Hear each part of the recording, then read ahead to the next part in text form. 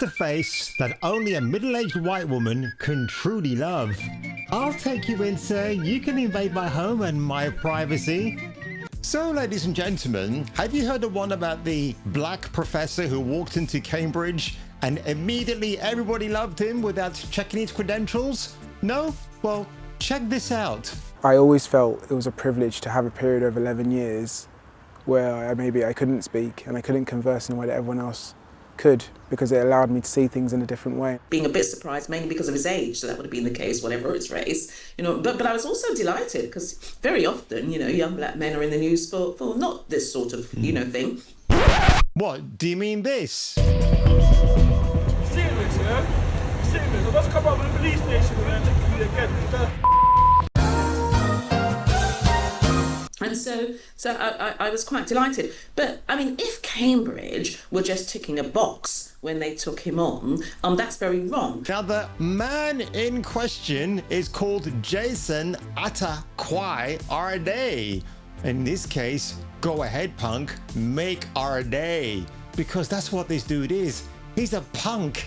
He faked his backstory about how he learned to read at the age of 18 and became the darling of Cambridge University. And as it turns out, by the way, camera, I'm over here. Can you just come back this way, please? Yeah, that nice and easy, nice and sleazy like the Scramblers, or should that be the Stranglers? Body, wanna feel, macho man.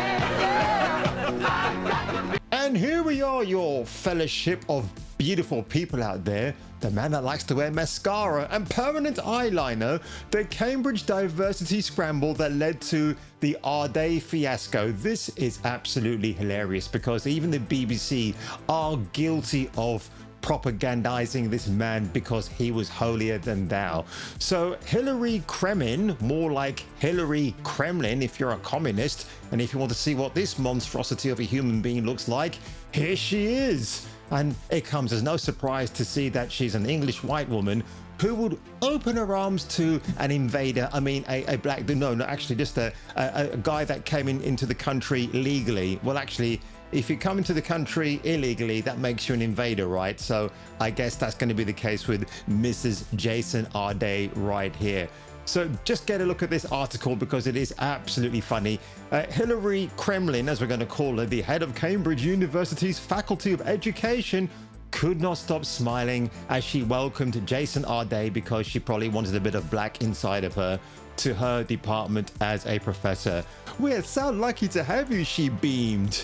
"You are the best in the world in terms of the research that you do," or in this case, do. Those words have come back to haunt Professor Kremlin after Mr. Arday resigned on Wednesday night. Apparently, he's now actually saying it's institutionalist racism that's caused him to leave. No, dude, you're just shit at your job. Following weeks of damaging revelations by the Telegraph about his apparent plagiarism and partially fabricated CV. Now, Professor Kremlin is among the senior Cambridge staff facing serious questions about the appointment of Arday, the invader. Their defense of him in the face of mounting evidence of academic fakery and the hive-minded that should be, dismissal of questions about his record. Because if I'm not mistaken, a journalist who took apart his thesis, that's Arday's thesis, was thesis. But then again, considering what this guy came up with, I guess we are going to call it fecal matter. They actually had Commissioner Mark Rowley, a very dodgy police commissioner, was investigating that journalist who dared to pry into the cracks in the fecal matter of this gentleman right here. So it's great when a white person actually writes a thesis and it goes under the radar, but when a black person comes along and takes it apart and makes it their own, oh no, you can't call it into question because you're being racist by attacking the black academic. What a load of shit that is. Simply put, did Cambridge University lower its standards? It certainly did, to hire a man of color of questionable merit, specifically because, yes, he's a DEI hire, that's correct. And having done so, did one of the cover stones of Britain's world-renowned educational systems prioritizes DEI and inclusion credentials over its hard-earned reputation. Whether anyone will lose their job over the Arday fiasco, which has made headlines all over the world, I think there's some heads will roll for sure, is still unclear because it's gone very nuclear. But there is mounting evidence that Cambridge needs to address both of the above questions. Oh, that is hilarious beyond belief. And it goes on to say in this article that students who have been spoken to complained about the inadequate supervision by Mrs. Arday, because this is a dude that likes to wear female makeup, only to be told they were being racist. How dare they do that? Hello class, it's your teacher, Mr. Jason Arday, and I'm here to tell you about the Odyssey, not written by the Greeks, but written by black people. Are we feeling okay? I'd like to thank Lenny Henry. Okay. I'd like to thank everybody in the different strokes, even the white guy. John Preston, Emeritus Professor of Sociology at the University of Essex, said the appointment of Professor Arday, stop calling him Professor please, certainly raised eyebrows at the time with people who worked in the area because his publication record appeared rather thin, just like his diet. It raises questions about whether he was appointed for other parts of his CV. There are more qualified people who would have been more suitable for the job, but they got overlooked. Of course they did. And this is the current lineup of staff, academic staff at Cambridge University. As you can see, one tokenized guy in the middle, and I shouldn't actually use the word tokenized, but you know what I mean. I think he's a Greek dude, and the rest are all what you would expect a learned professor to be in your eyes, right? Not about, well, we've got the first ever black professor. Let's welcome him with open arms, because quite clearly that's a false modesty if ever I saw one. And this guy is an absolute wetbag. Have a look at this selection of Google pictures. I mean, this one right here, honestly, HBO, if you're thinking of doing a black Snape for your modern version of Harry Potter, you should get this guy to replace whoever they got now. Who is it again? Papa Ensidu? Yeah, replace that guy with this guy. I think he's already...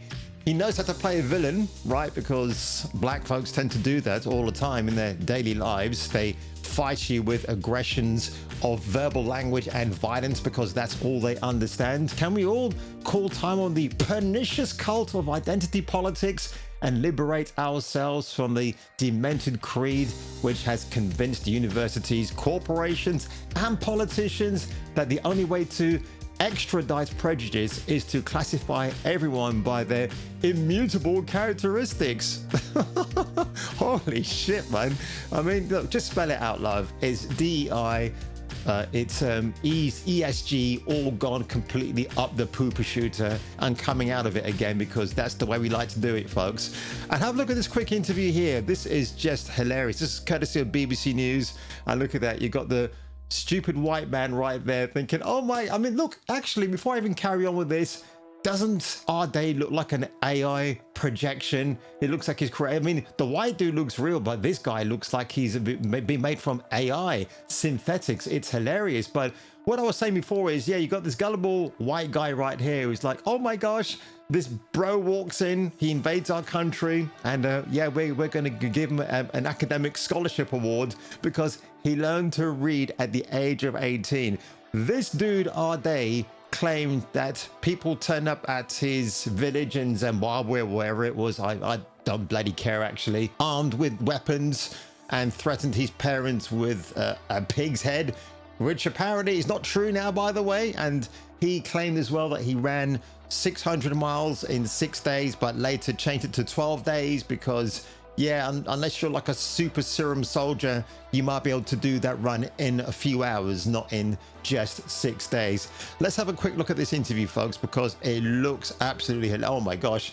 I don't care where you freeze frame this. This is just BBC shit all over the place. By the way, I should let you guys know that when they do these type of interviews, the BBC has a director that tells the non-actors how to walk through their steps. No blocking. Like, this is what you're going to do. You're going to walk in, you're going to see the black man over there, you're going to pretend you're really happy to see him, and you're going to give him a hug. And of course, the black dude is going to reciprocate those feelings unwillingly against the white man who used to be his colonizer. And that's what they do for the cameras. They're mugging you in front of the cameras, folks. The same BBC that keeps hounding me to renew my license, and I keep telling them to shove it up their bums because they're a bunch of poofters. This man, college tutor Sandro Sandri, who helped teach Jason to read and write. That's a very long hug. 18. I'm just so happy for him. You know, I'm speechless, to be honest. But I never doubt a moment they would achieve where he is. Sandro would spend hours of his free time teaching Jason. Yeah, I'm sure he has been teaching him, but what about the art of English? Has he been teaching him that, or has he been bumming him behind the scenes?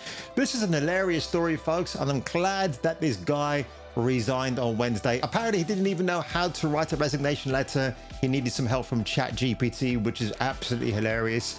And you know what I'm going to say on the final note here, folks? Yes, it'd be nice to see actual learned, diverse professors in an institution like Oxford or Cambridge. I think Oxford, I believe, are a lot more stricter about who they're letting through their front doors. And they're not doing it just to mark a checkbox as they do. But back in my days in school, folks, I had some diverse teachers. I mean, there was Mrs. Palmer in her foil jumpsuit, and what lovely memories that brought back for me and for every other lad in my class. But also Mr. Austin, a black dude. I think he was an African teacher, but yeah, he had the normal name of Mr. Austin, and he was a fun guy to be around.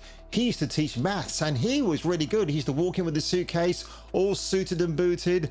And towards the end of my school years, at that particular place in London, me and Mr. Austin will talk about our favorite Clint Eastwood movies. He was a bit of a spaghetti western fan, just like I was and still am. So that marked him in my cool books. And I even had Dr. Sharma, who taught English literature.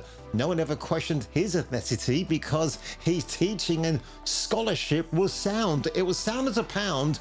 It was there in front of you, folks, and you never questioned it. But I'm glad this guy, Arday's been called out for being the total fake wizard that he is. And may we wish him the best of luck when we see him, maybe, just maybe, at a local McDonald's in an area near you.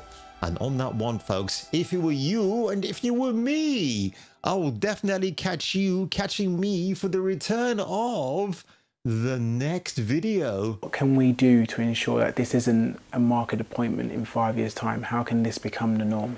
We've listened to the voices of our black scholars and our black students. Hey, boys! Look what I got here! Hey, where are the white women at?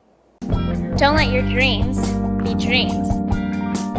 Dream of me. I'll make your dreams come true. Everything's possible with me.